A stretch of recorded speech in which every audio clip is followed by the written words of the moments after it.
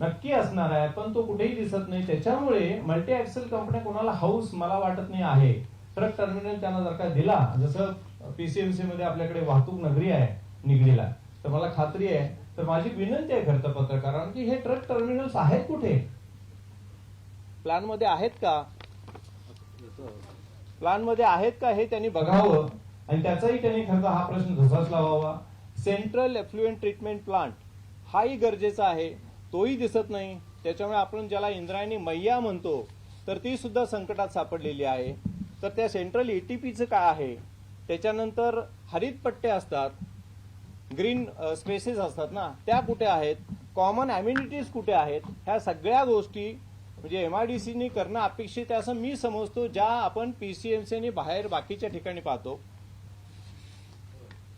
तर मला असं म्हणायचं की त्या गोष्टी सुद्धा आपल्याला गरजेच्या त्याही कराव्यात. आणि त्याच्यानंतर स्ट्रीट लाईट्स असतील, सीसीटीव्ही असतील, ज्या ज्या ठिकाणी आपल्याला माहिती आहे अनुचित प्रकार घडतात, तर त्या गोष्टी सुद्धा कराव्यात. त्या गोष्टीकडे सुद्धा लक्ष द्यावं. आणि सगळ्यात महत्वाचा वीज आणि पाणी पुरवठा तो आम्हाला अनइंटरप्टेड मिळायला हवा.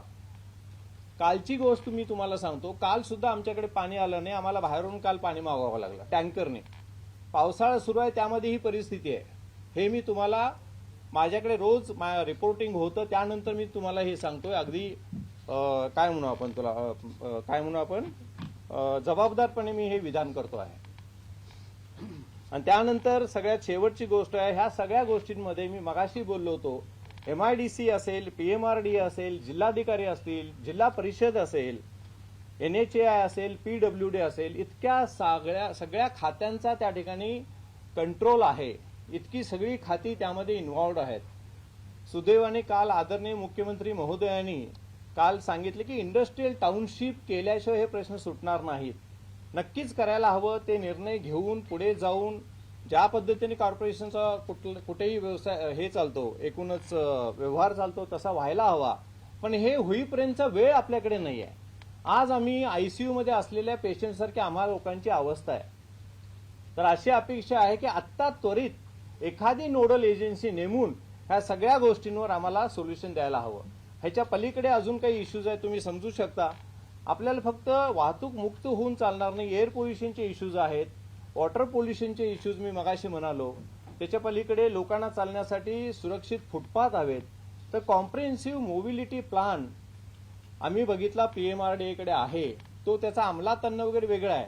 पण माझं असं म्हणणं आहे की एक खरोखरच होलिस्टिक अप्रोचने चाकणचा परिसर हा राहण्यासाठी योग्य कसा करता येईल, सुरक्षित कसा करता येईल हे बघावं, अशी माझी खरं तर प्रशासनाकडून आणि ह्या राजकारण्यांकडून आणि सत्ताधाऱ्यांकडून मला अपेक्षा आहे. धन्यवाद.